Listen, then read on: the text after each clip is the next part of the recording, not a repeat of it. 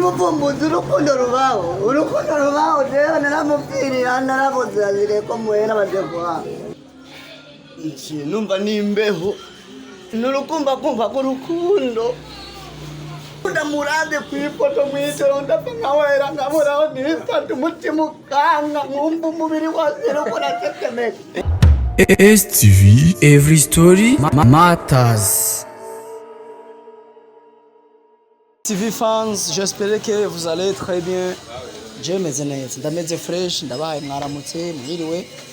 Bivaye no mu saherere. Rero ni msyandi nkuko mubizi, umuvumbuzi méchant. So aje kuraba parfait ngarabo kigane ko cagenze. Byasabwe yuko tushatuza kumuraba, bagisabye ko twomuhanura iki tumenye plan afise kuri ku mudamu wewe ndetse nivyo twofashanye. Rero naje kumuraba atabizi.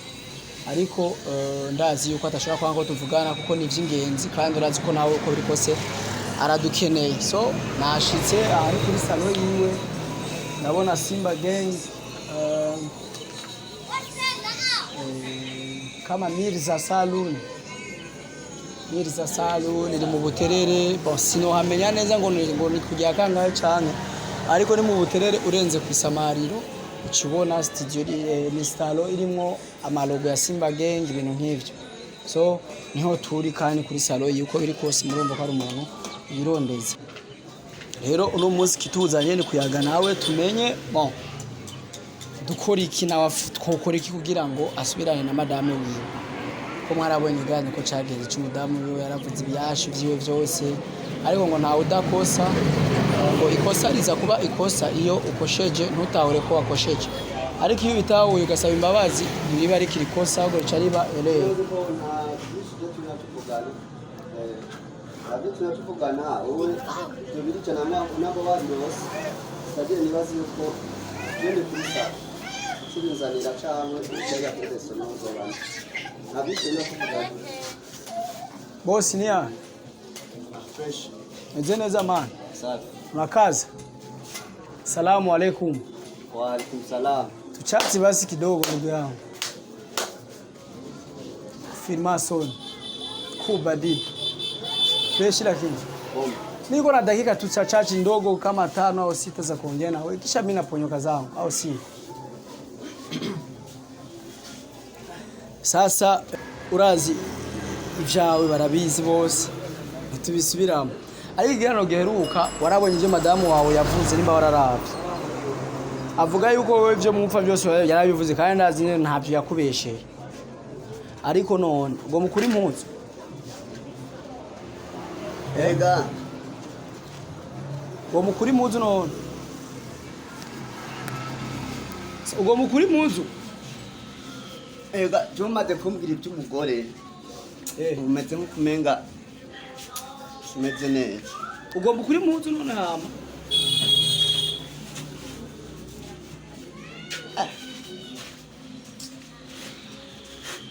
hari ikibazo nyabaye numva nimbeho wewe kugira umbazi usange ku kazi aho nibereye umbwira iby'umugore navugwe ni mukozi kwa kane ndakubitwa nimbeho nkabona hano nifata nkabona ngenda bigenza n'ikibazo ni kimwe ugwaye ibisazi cyangwa imbeho ucukura impuzu cyangwa uca wambara izindi nurukumva k'urukundo. none ikibazo ni iki sivyo igatuma tudahuza umeze uko ikibazo cyane nurukumva k'urukundo mani urazi rero ngene tubigenze none ushaka gusorana n'umugore wawe aho watendo uraona tibumaze gukora ibintu nk'ibyo umugore tukasubirana ubu nyene umbwiye ati umugore nagikemuye ibintu byo cyari bien urazi ngene bigeye ikibura wewe umviriza urumva wewe je narabonye ibintu bihari ari byo tuza kuvugana inbox abafana batumva ariko ikintu ushaka kumenya warahindutse vya vrai au utamutesa te si yuni nianzie wapi basi sasa mbona mimi nimeshabadilika vitu vyote niko alright mimi tabia fresh kila kitu wali kila kitu good ili mradi tu nione mpenzi wangu my sister, my honey, my sweet, my baby. My vitunguu, my vionyo na masereri yote. Nirudishane naye cheupe kweli. Ikanienda mya mweseri. Kumiona nimeshakonda. Kamukono kameshaisi. Msose sipati je. Unatamani njaisi yae. Mwezi wa 4 hii baridi napika mpaka nakosa fasi ya kujishika. Utaona nikiue. Sasa unajua tufanye hivi. Wewe je ndabone mwe birashoboka hasigaye akanya gatowe. Kuyefata ubuseriye man. Chendi seri. Ariyo ibintu nza kuvugana nawe inbox tuzo. Ngomenye mikro. Man, oya, fata ubuseriye nuko ikwimana. Icyano ne tuvugana. Oya nosoba kwitira gutama lumbu yakotenda gusubirana n'umudamu wanje. Chenda giye rero. None ko dashaka icyana ne tuvugana. Icyara tuvugana. Tumbuye yuko no munsi nza kurara no munsi. Icyara kwanga tuvugana. Ntabwo kwasigaye umwanya mu imisi gucedera kwana zirada. Nani konese kisini. Icyara kwa tuvugana. Ya numbese dakesime ntumye mutima wanje mu gitereko neza kandi ari mwese nyewe baba Icyara tuvugana. Reka ya banzi fata bati. Fata sama ndeni yukari. Tuzatoka no munyene tujahe nditahira icara hatwicaye. Reka ibi wogwaye ibisazi. Nurugomba icara none ngaho ubona nkijya nzobe wewe yiheba ara nkabara tubyara. Urwo rugumba kwicarika rero. Raba hawa wenyene. Hiyo ndamurande kwifoto mwitero ndapanga wera ngamuraho nifata umutima ukanga nkumva umubiri wose ruko natetemeka. Umaze kumbira yuko desubirana n'umugore cyandumva ubuzima bwose bukarutse. Nativo. Muserame ndakenye mugabo je paru. Nonko ndi mustare nyeneye zira gukora ikintu. Uzivuga ati parfera nzare ibintu by'umuti. Wenda kwemera mugabo muvumo zimesha kugira usange ngaha. Haya birashoboka wakoze umuti. Urazire ikintu gihari. Naboni jewe ico nabonye. Hari ibyo ntavugira imbere ya kamera kuko abafana washaka kubabwira ikintu nikibe gacugira ariko rero hari ibintu nawe durikoze. Dawa. Yani dedwa ibintu bibiri habawezi tuwa kabisa. Tubikoze inbox hari umuti.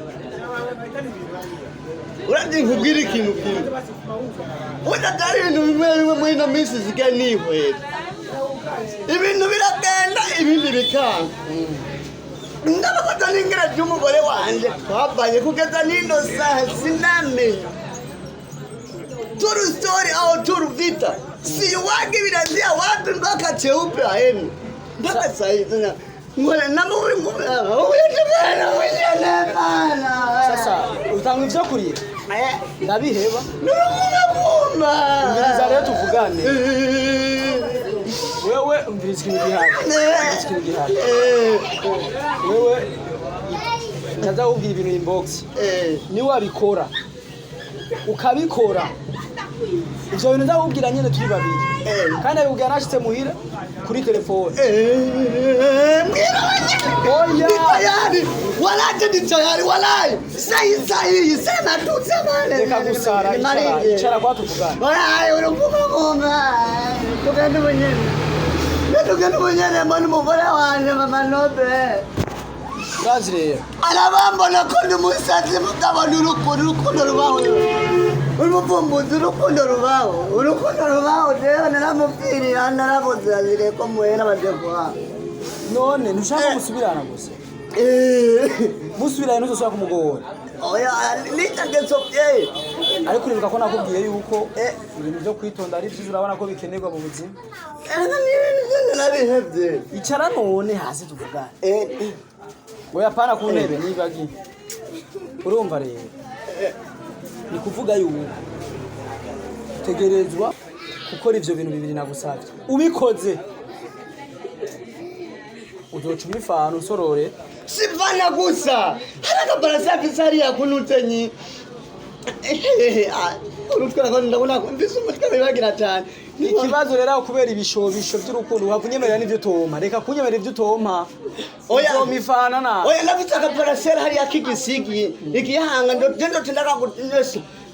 ndakuzanire intuzenyi ibajaje ntawo yicisha ndote ndakugura intuzenyi oya ni moto nta wapi ndakugura ikinga evyesi tutakuba mu buterere ikinga niyo kaduzomba yego yabye ukinga banaliachia bela gini kwa pota ufike na beske utavuna hizi tu buterere fasi ya VIP hivi buterere wanaitwa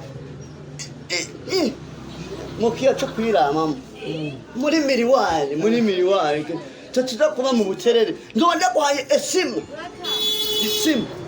sasa ivyo bintu bibiri tuzara kuvuganira inbox niyo tubikorera hariya hanze uko aha twaje tubitekereza kugira ngo tubahe ibintu bisa neza rero ikintu gihari cohe buntu tukobwa twose hiba tudemu dutora wabwiye umugore wawe ntatunge telefone urasara mu mutwe urumva ubona nkijya ndobe mani batira ngita kunoki byo kwibiri wambuzi tasyo wewe ubonye mudemu wandi bamutwara nkijya nzobe no mukura he ujya n'umuntu ndamubwira ati seri no munsi n'ukuri kajya gahene bati tukagurisha bati alright ntiyiparuka mugabo rutumwe ngo yuko nde no muhewe wala sino yo azina bya tindo tumangenda hasi no hejuru none urabona niyo mabona kuro n'umuvumbuzi mesha ndaza kuri HCB hona nk'abafanzo bariko bara batubanguriye wanite ko ndumustara komeye hajya ubwo ibintu bikomeye cyane none abakunzi bose baba baraba STV ngine yuko bavuga ati kumbe wa mutiba n'umustara komeye unaona umusonyo niyemera ati tuzoca tugenda uzabe sitari nzo kwambara tena amepiga cost nimeipiga pass kiato konga nyoko naona hiyo unaona ni kwenda na nguvu mpya kasi mpya unaona na vitu vipya dawa inafuna kuwa dawa inakuwa dawa ni utoto tu umri wangu bado mdogo ni utoto tu umri wangu bado mdogo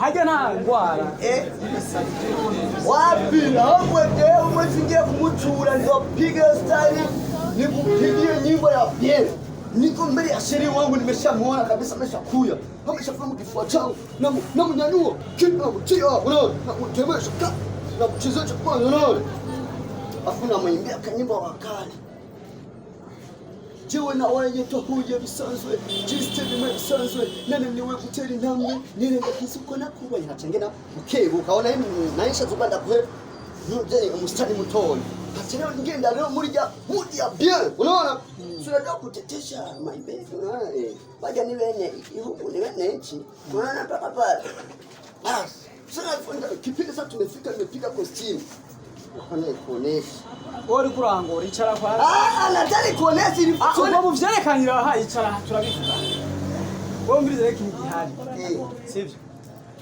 wewe nawe ugiye atabura ibintu bibiri kwera rya umutono kandi wa mufatu ugaca witonda ntuzosubira kumubona biriza sidokela bye bien subuvumbuzi resha none ntunzi wata kwitema mbiriza rero je ngoma ntahe shitse muhira ukibona ojo yanje ivyo mvuga byubahirize gusa ubikora uko nyene nutamurongo yocumbira senzo banakira umuvumbuzi resha nukuri kurwana kintu cyangwa mbuga abantu w'Imana bantu bakurikirana cyangwa wafanzi biwonzo bo banyemera nka cyangwa parfait unatamana parfait ukishokwa mwana parfait wewe tu parfait ni kitu ambacho kanaenda kananukia ukijipaka kananukia no parfait hata wewe umeanguka chooni hapo kijivika mimi unanukia bien unaona tumugiye kwanza amajambo y'urukundo avyumvira wewe numbati mani geneteri mitoma nuko unaona ndiganda kuteri story oya teri mitoma madama zibira mama obe umviriza imitoma yawe una mandome na wewe uliga turibuka manegana n'amajambo nibakina no kukubwirwa uribuka ko twahuye umunsi umwe ahuriye mu rumonge uribuka ko twihuriye mu rumonge na muri kurankurikirana twahuriye mu rumonge wari wambaye urupira nyine umunsi imvura yaguye Buya ndiko levo kwa manobe ngera muri kirane ndo kombesha hani wadi nyangibona nizire yuko za kunyumva kandi nisikigonga kimata uyo musi ahubwo ati sheri bite wa mukobwa ko mbona waberewe naho wamba umupira mone nambwira ati je sinabereye aho ko yumvire ati wumvire gute kandi Imana yarakuremye uvuga kuryoshye se ariko ubugiye kuvuga ati kufisibe ngoya urabona sheri urabona kaka ngo nukuri ngo jewe nibyo ntabyo nkunda ati sheri yatuza nawe uzi ko Imana yaremye abantu babiri kandi noneho abakobwa nigeze barema haremye umuhungu hanyuma ntayigukura mu mbavu yanjye ese ikintu cyatuma tutaba bamwe kirimo y'umushero wanje kubere se w'abana ngiti kuza ngo ya kaka ngo urabona byo ngo ibintu nk'ibyo ntabyo nkunda nukuri ko kandi na mama yarambugije ntabwo yewe nyoko yakubugije gute kandi uzi yuko naronye yo batakunda aho cyari kuboneka kandi kaka guze ukuri uje byaduheranga tunamujya muri kafetari warayo kwabone kwatetesha ukaba kutetumye tumeze neza nkamutera ibintu byinshi kivuguti ngo cyagi vuguto cyaoji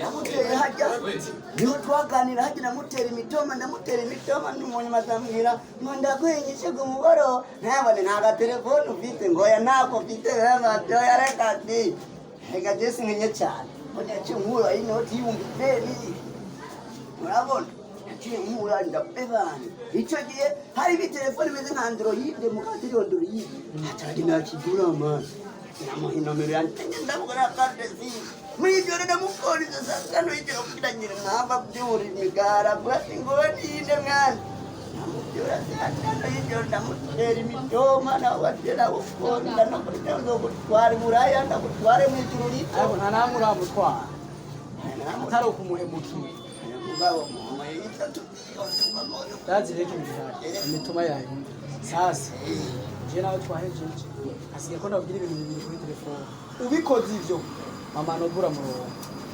wallahi wa billahi bisi bikuna navyonze wallahi wa billahi wa sulullah ari mu mafu ahonye ngubone ahindu kumba yande abakunzi ba Steve amafungo meza kubamiza imani bose ntabwo baya kula koje kutwifuriza amafungo meza bavuga yuko abantu bose bakunda kuraba kuri Steve bose ahabunye mu buterede bamfana numbona uko mwana nuko nsanze ukazinga kuri Sarovia unaona Sarovia sana unaona hapa kuna mademu Simba Gang wewe wagize Simba Gang Simba Gang ni msanii ambaye napenda sana anaitwa Simba Gang hii ni roho yake sasa ntwalo lilo ni msanii mkubwa sana yule tunamwamini mpaka leo sema natamani siku moja nimuone alikuyanga hapa siku moja yuko bize tukapiga naye picha akaenda sana najua sana unaona na ngine msanii napendaga sana ni kwa sababu tunaona kanyumbani kadogo alitubomoni kwa nataka nitie video ndo naona msanii mzuri sana hajifurugaji ni mtoto tumeshafanya featuring kwa watu wenyewe wanapenda sana kuangalia STV watasa kuangalia kipindi cha kwanza unaona tulifanya nani interview kidogo tuko naye ule ni msanii mwenye hajifurugaji tugushimire cyane kwizeza yuko niba akora ibyo bikenewe byo twayihweje twe dushira jenshira mu kwizera ndizeye kubikoze nze cyo bicamo oya je ndo bikora ahubwo nje ngenda gusezera nje niba on heads meet nzugine namba iko oya ibyo je tubivugire kuri telefone aho ubwiye shiranga nakwamini ese bituri kumwe nawe murabizi kandi tuzobata hasi yo turi kumwe nawe Jewe nabi twizere ko bizogenda ibindi ni inbox je nawe hamba bikurikira muzobibona kandi twizere ko atoza kuvuga ko nta muntu ayibo umuntu babyaranye abana batatu magagumarira iminsi yose umugabo muzima gumarira Yesu ushamba wewe kwa kiuna ria hata rukundo bana urukundo ro wapi mapenzi yani tuzabusara no gusara ikibazo mukundo ndo kuvuga tutoto na mwe mazanga barondera mimi kwa tena ungendo naye ungelia tamure ndani kimya kimi ni utoto saa siku takuta yaone wewe wangalie kilima wewe salamu alaykum wa alaykum salam merci beaucoup STV every story matters.